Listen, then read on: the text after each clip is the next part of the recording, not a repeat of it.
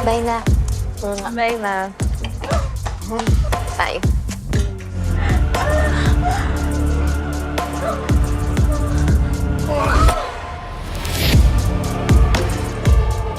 Asan si Mama?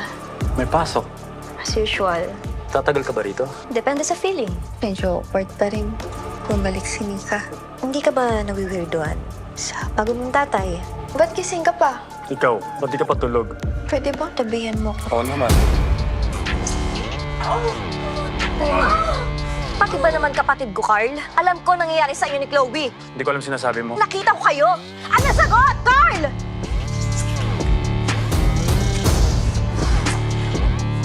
Nakatulog ka ba na maayos?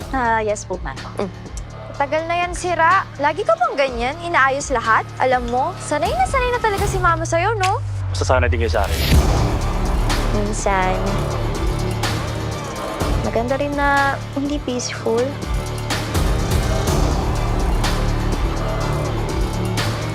Mas exciting yun.